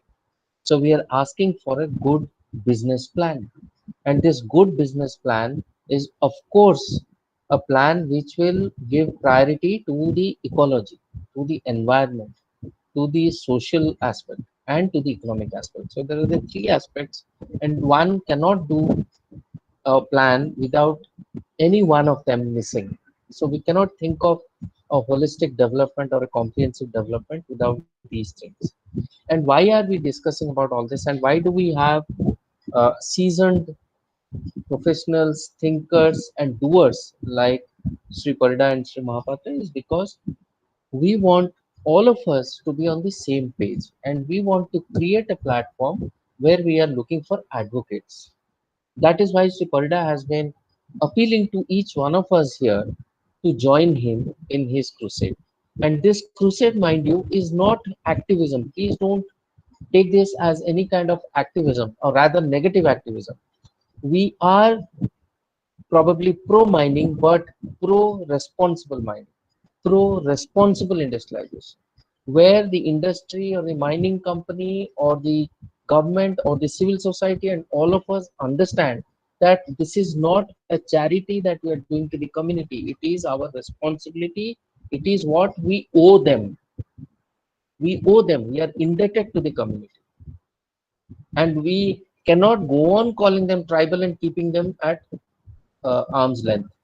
We cannot go on calling them tribal, SC, ST, and keep on pushing them to the corner, because we are all a part of the entire thing. So we are also, if they are SC, ST and tribal, we are also SC, ST and tribal. I'm also SC, ST and tribal. That is how development is holistic.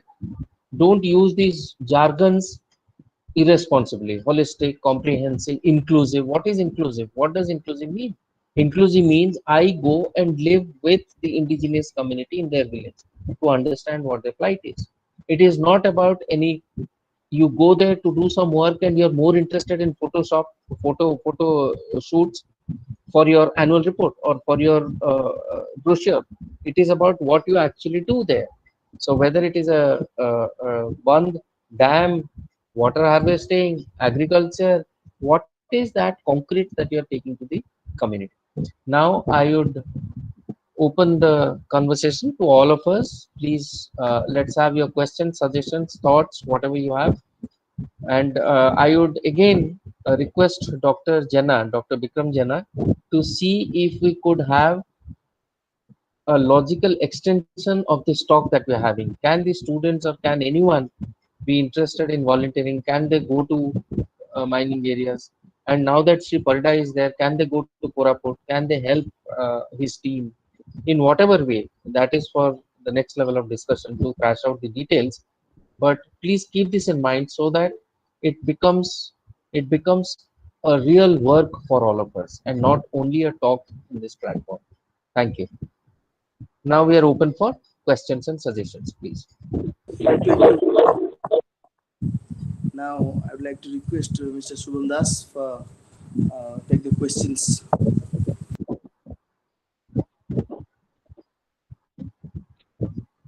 Sir, there are three questions.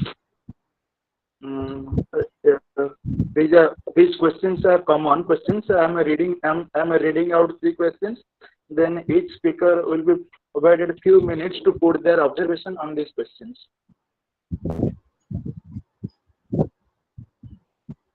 So one question is from Vikram Mohapatra. How Panchayat Extension to Scheduled Areas Act 1996 address the issues of tribal problem? There's another question also. Let us take question by question. Let us first finish the first question. Okay. That will be better. Sri Parida, I would request you to start responding to this, and we'll pitch in.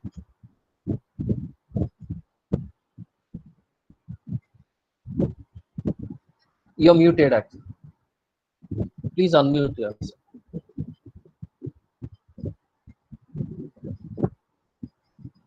No, we can't hear you. You're muted. Please unmute. Yes. Yes. Now I think I'm audible. Yes. PESA Act, it was a life-saving act of sort for the villagers, those who are living in interior areas, and their voice was never heard in the state capital or the national capital. Unfortunately, the spirit of PESA Act, it is lost in implementation, and only the words are there. It is manipulated, managed to suit the purpose of the powers that be. That is how the Gram Sabhas, Palli Sabhas, they are left to the block development officer to organize. So the block development officer authorizes his lower officer, extension officer. They go and conduct the meetings. normally they get it signed some way or other, and the resolutions are more or less same. In the same pattern you will find in the Gram Sabha resolutions, and the spirit that will be the voice of the people. And for this lacunae also, I feel we are all responsible, because in the name of Panchayati Raj, we have penetrated every village, politicized it, every family is divided. One brother is Congress, one brother is BJP, another brother is BJD. The village, the unity of the village, that has been totally lost. They unite only once, that is the previous night of the voting day, and that too, for obvious reasons. So which party can give what more and how much more to the village, and they will be making a promise, but they may not be following it in the next day while casting their vote. So PESA Act, the spirit was that will be village common. As you know, in every village we have some land in the record of rights, Gochar. We have 4 special holdings for this village commons. One is Abad Jogya Anabadi, Abad Ojogya Anabadi. There is one, we call it Gochar. Then another is Rakhita, Sarva Sadharana. 4 types of categorization: Rakhita, Sarva Sadharana, Abad Jogya Anabadi, Abad Ojogya Anabadi. So these are government land. But most of the land that is suitable for agricultural purposes, that would have been given on lease to the poor and landless people. They are under the forcible occupation. We call it illegal occupation of the influential person of the village. So there is no Gochar. In towns we see cows move on the road, sleep on the road. Nobody bothers, nobody takes care of them. In PESA Act, we expected that the villagers will join hands to fight for their right. They will decide what is good for their village. They will plan future prospectus of their village. That is very rarely done. It is ultimately the job of the block development officer, who thinks this village, yes, we have to conduct the meeting within such and such stipulated time period. So accordingly, the meetings are conducted in a formal manner. Signatures are obtained, and wherever there is some class of interest, like there is a mining area, or there is some factories to come up, or industry has to come up in that area, then only various groups fight, ultimately at times, which is very unfortunate, leading to clashes, then bloodshed, etc. So my submission is, PESA Act, it is extremely well intentioned. Its implementation needs making the villagers conscious of their rights, and once they become conscious of their right, they will like to exercise it, and once they exercise it, the present democracy, in the form of democracy we are practicing, that may be difficult to continue. There will be definitely improvement. Eternal vigilance is the price of liberty. So we deliberately want that our people, our villagers, they should not be vigilant. They should be intoxicated somehow or other. They should leave the village, go to the town in search of their earning a livelihood, etc. And this is how what was told about 50 years back, Khondia Kantho Ganta Hala, Dihore Nache, Bilua Pila, Uchon Hele, Rengun Gole, Botan Rengun no Jaikiri, Jauchonti Surat. Gare Chasi Nanti, Chotomoro Ganti. This is going to be our future scenario of the villages, unless we sincerely do something to make the people move to the village. Gaँ को चालो, ये कोही तो बड़ा भारी सहज. गाँ रे जदि 15 घंटा करेंट न रहिबो, कोरापुट टाउन रे करेंट थिबो, 12 किलोमीटर रे मु जेतले जीवी, एइठु मो मोबाइल फोन चार्ज करके नेइथिबी, एवं घरे पहुंचला पर ताकू स्विच ऑफ करबी, जे बैटरी जेतकी अछि कंजर्व होइकी रहू, कम से कम आउ थरे कोरापुट जीवा पर्यंत मु जदि चाहेबी काहे तो कथा ही परिबी. एटा कोन सरकार जानू नाहंती. जेतेबेले इलेक्ट्रिसिटी डिस्ट्रीब्यूशन पाए काहाकू कॉन्ट्रैक्ट दिया होची, डाउन टाइम ପାଇଁ ଗୋଟେ ପନିଶମେଣ୍ଟ କ୍ଲଜ ସରକାର ରଖି ପାରନ୍ତେ ଯେତେ ସମୟ ତମେ ପାୱାର କଟ କରିବ डाउन हबो इलेक्ट्रिक सप्लाई हबो नाही गोटे इम्पोज करो जेमिति हमरो रास्ता तयारी हबो वर्षक भीतर खराब हो जाउची काहे के होउची मु तो टेबल आर पटे बसते पर्यंत आपण माने कहला बेले हमर समय न थाउ इच्छा न थाउ नथिला परता मु फील करती एक्चुअली व्हाट इज रॉन्ग जो माने सुपरवाइज करिया पई अछंती दे माने एनकरेज करचंती ए भली भाबरे काम सब हो अब कहा को कहवा जहा को हमें गुहारी करवा से तो निजे हमको एक्सप्लोर करने को लगी चलते कहा को कहवा sorry it become a little personal but still I feel PESA Act is an excellent act.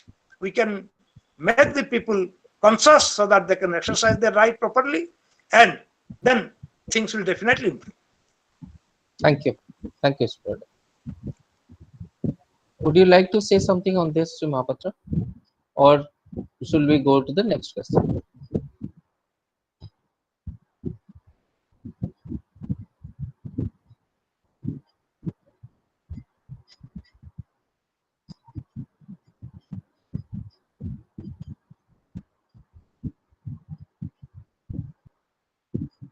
Mohapatra, please unmute. Please unmute. We can't hear you. Am I clear now? Yes. I'm audible now. You're. Okay. See, this is a national disaster. Laws are made with a good intention, but not with a plan how to implement the law. Laws are made, kept in the book, but then not been communicated to the target audience. I was sitting with the Secretary Government of India, Rural Employment, said you have made laws, but I gave you statistics, 0.009% was the budget for communication of the scheme. जो scheme में 100 करोड़ खर्चा होता है, इसका beneficiary तक खबर जाने के लिए 0.0009% खर्चा होता है. तो how does the beneficiary know कि this money, this benefit is coming for him? So the middleman comes in. Similarly, ये जो PESA Act की बात आप करते हो, intention is good, but this PESA Act to be activated on the ground, you need leaders, local leaders, village level leaders, and the leadership standard quality or supply is marginal, zero. जब तक गांव में काबिल लोग नहीं पैदा होंगे जो लॉ को समझे और लॉ को इम्प्लीमेंट करें तो कैसे होगा. तो जो आपने कहा कि ओनली मिलते हैं साल में एक बार, वो बात सही है. Politicians exploit the conditions because the local capacity building of the people in terms of leadership. See, I am from the village. I know in my school days people don't dare to talk to video. Video से बात करने के लिए सोचा लगता था. I was in the high school, but I have to talk to the video on the behalf of the school village. That I don't think the situation has changed. जब तक गांव के लोगों का वो हिम्मत नहीं होगा, वो ताकत नहीं होगा, वो काबिलियत नहीं होगा कि वो वीडियो से बात कर सके, कोई भी सरकारी ऑफिसर से बात कर सके, तो क्या होगा. यदि गांव लोगों को इतनी हिम्मत करी हुई नहीं, हिम्मत हवा यदि एम्पावर किया जाए, जानकारी दिया जाए, होता नहीं है. तो that is the role which government has to also play. और गवर्नमेंट जहां छूटता है, community has to come up and the people like you जो रिटायर्ड लोग हैं जो गांव में रह सकते हैं, they can conduct trainings for the local people and develop their leadership skill so that they can, guided by people like you, they can engage with the BDOs and other officials who are connected to the village. PESA Act की बात करें, PESA Act के जरिए काफी कुछ हो सकता है जब बेनिफिशियरी खुद कैपेसिटी अपना डेवलप करे. I have been involved with the Government of India on gram sabha and panchayat raj capacity building. But Pandit इसमें ये होता कि आज तो है गांव के लोगों का इतना हिम्मत टूटी हुई है सदियों से, 500-600 साल या 1000 साल से जो दबे हुए बैठे हैं, इनमें हिम्मत नहीं होता कि दे कैन रेज एनीथिंग. बात करने की हिम्मत नहीं होता. जो बाकी लोग, कोई बड़ा आदमी बोल दिया, साइन कर देंगे, अंगूठा लगा देंगे. इससे गांव की विकास नहीं हो सकता जब तक गांव के लोगों को बोलने की हिम्मत ना होता. PESA एक्ट हो या कोई भी एक्ट हो, जब तक गांव की लोगों की कैपेसिटी बिल्डिंग ना हो इन टर्म्स ऑफ बोलने का, अपने हिंदी ऑल द टाइम, जब तो गांव वाले निजे निज कथा कही पारे हिम्मत करेनि ताले तांको किछ मिलेनि. आम गाँव जो कथा अच्छी, जो छुआ कांदीबनी तो माँ भी क्षीर पिलेबनी. तेणु आम कांदिया भी शिखिने. जदि गाँ लोक निजर मतामत, निजर ओपिनियन कहवाई साहस करेनि, कौन एक्ट बेनिफिट दे. बहुत एक्ट अच्छी गवर्नमेंट रे, ना गाँ लोग जानुंट बेनिफिट नहीं party. Mainly capacity building of the rural people, beneficiaries is the key. I will term it as capacity building of the beneficiaries, not rural urban anything. जिसके लिए law बना हुआ है, इनके पास वो काबिलियत जाना चाहिए. I think I am supplementing Mr. Parida. Mr. Parida, are you in agreement with me? Thank you, Suma. Because I've seen many schemes, I've been behind many schemes being created, I've evaluated schemes and recommended to Government of India to close down schemes, and few schemes have been closed by Government of India as per my recommendation. So I know the dynamics. Government का बीमारी है, law बना दिया, law को कैसे implement करा जाए कोई plan नहीं है. I've been behind the scheme which is known CSR. एक CSR policy बनी, इसमें 20,000 crore पैदा होता है every year, and it's going every year. But the whole country doesn't have a CSR expert. Nobody. CSR मतलब पैसा. और CSR के जरिए क्या क्या हो सकता है, कैसे हो सकता है, इस बारे में जानकारी नहीं है. If the law बना हुआ, इस अंदर क्या ये नहीं बनना चाहिए था, जो कि मैंने लिखा था मेरे ड्राफ्ट में. बाकी जानते सरकारी ऑफिसर को समझ नहीं आया तो वो कर दिया. मैं लिखा था plan to implement the law, वो पार्ट नहीं है. Only percentage government understands only paisa. I made a statement planning commission NITI Aayog अभी नीति आयोग कि only money cannot create development impact. You need knowledge to create development impact, and knowledge in all across the system, not only in the government. From the government till the beneficiary, सबके पास जानकारी होना चाहिए, ज्ञान होना चाहिए कैसे विकास हो. जब वो नहीं होता, ओनली पैसे से विकास नहीं हो सकता. जबकि सरकारी थिंकिंग वही है, बजट बजट बजट, पैसा पैसा पैसा. I think you have been a former bureaucrat. They know the dynamics. Thank you. Thank you. Suma. Sir, due to time constraint, we are taking the last questions for our participant, from our participant side. The question is from Vikram Kesari Jana. There is a need to understand the third world politics. Most of the polluting industries of developed countries are outsourced to third world countries who are facing severe environmental threats like climate change and greenhouse gas effect also. Tied to privileged or for marginalized. Who gave the right to snatching this from them? Right. So, is this a question or is this a statement? So, which is, If it is a question. if it is a question, then my first answer to your question is who gave them this right? We gave them this right. Yes, yes, sir. Who Yes. gave the right to snatch this from them? Yes, we have given them the right to snatch. How? First point is our indifference. Dr. Jana, we have been completely indifferent to our own problems. Why? Because we think that it will happen to you. I think it will happen to you, not to me. During COVID also it has happened like this. You would realize, no, it will happen to my neighbor. It will not happen to me. So this is a very typical, if you allow me to use this word and this sentence, this is very typical to third world country or third world economy tendency. Now this tendency is because mindset. This is because when your access to entitlements are always preferential. Now when you are a colony and some other person comes and rules over you, that other person will always ensure that there is a ladder like this, and that ladder, on the top of the ladder, the ruling force or the ruling cohort will always keep people close to the system or the dispensation at the top of the ladder, and those who do not go with the dispensation, or those who, if they go with the dispensation will not benefit from them, will be kept at the bottom. There starts the inequality. Why do we have inequality in Odisha among our districts? Please try to answer this question first, and you will get a reflection of what happens with the third world countries and the first world countries. That's the exact syndrome, and it's a microcosm. Everywhere it is like that. Today we know that Vietnam, Japan, China, are the economies to look forward to, or particularly Vietnam and South Korea are the economies to look forward to, because they are now innovating and exporting manufacturing. So they are manufacturing and exporting. They are tiny countries.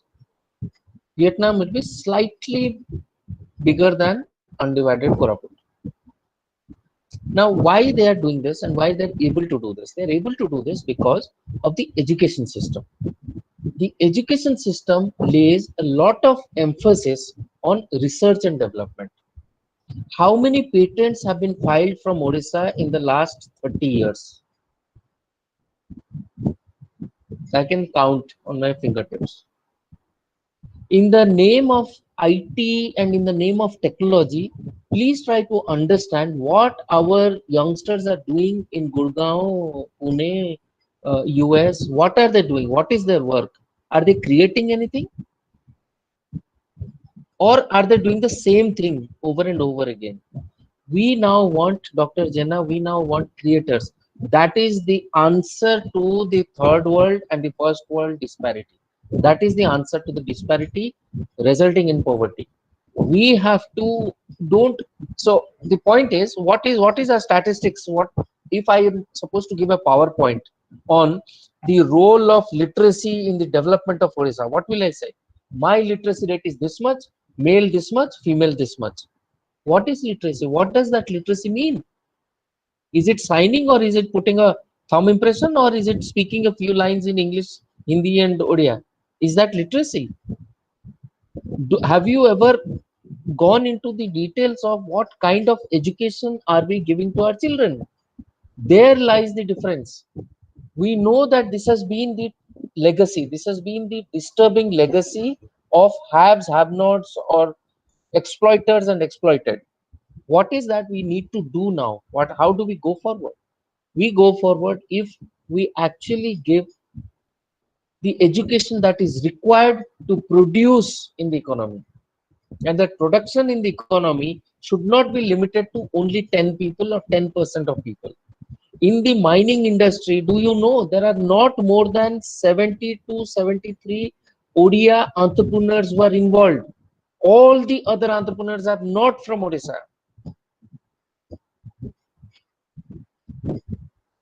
How do you expect Odia people? And we are living in rental economy. What is rental economy? Matti biki ki choluchu ame. Where is the production? Where is the originality? Where is the research and development? Where is the patent? Bhubaneswar again, itte college. Have you ever tried to understand what they are teaching? We call that as a regional hub, education hub. Agreed. There is lot of scope. Agreed. Can we work on that? Can we say that no, we have to rethink about our education, tweak it to make it more productive, tweak it to make all of us more original in thinking? And that is where Odisha had a rich past. ଆମେ ସବୁ ଆମର ଗୋଟେ tendency is always we talk about the past. ଆମର ଏମିତି ଥିଲା, କୋଉ ଲୋକ ଏଟା କୁହେ ଯାହାର ଏବେ କିଛି ନାହିଁ? ଯଦି ଏବେ ଆମର ଥାନ୍ତା ଆମେ କହିଥାନ୍ତି କି ଆମର ଏଟା ଥିଲା, ଆମର ମନେ ହିଁ ନଥାନ୍ତା past। ଆମର କାହିଁକି ଏବେ କିଛି ନାହିଁ? ବିକଜ ଆମେ ଆମ ନିଜର କିଛି କରୁନୁ, କେହି ଆମ ପାଇଁ କରିଦେବେନି। We are responsible. I am responsible for my own this situation. I don't know.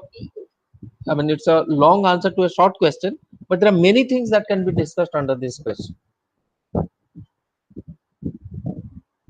Okay, thank you, Mr. Panigrahi, for the wonderful session we had. Now we are in the last stage of this conversation, and I would like to thank all and inviting Professor Vaidar Das for the vote of the thanks. Over to you, Professor Vaidar Das.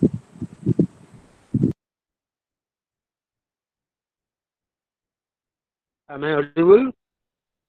Yes, sir, you Am are I audible. audible to the Yes, sir, you are audible. Good evening, everyone. I am honored and lucky to have the opportunity to give a vote of thanks for this session. First of all, I would like to thank our esteemed guest, Professor Ranjan Mohapatra, Professor Gadadhara Parida and Professor Charudatta Panigai for their insightful deliberation on industrialization and mining in Odisha future perspective. I extend my hearty thanks to Dr. Vikram Kesar Jena, Director of CARD, Odisha, for his friendly cooperation to organize this webinar. I would like to express my profound gratitude to our Honorable Principal, Professor Prof Chakraborty, for his kind cooperation in organizing this webinar. I would also like to thank Convener Professor Sarachandra Pradhan, Co-Convener Mr. Shubham Das, Co-Coordinator Mr. Rudranath Das, Co-Coordinator Ms. Payal Agrawala for their support and guidance to organize this event.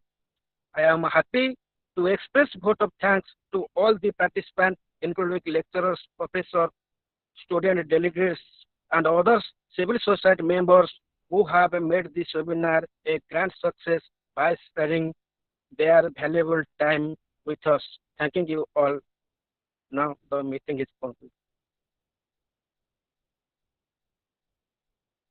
Thank you, Professor Das. Thank you all. Now the meeting is concluded. Thank you, Sri Parida, and thank you,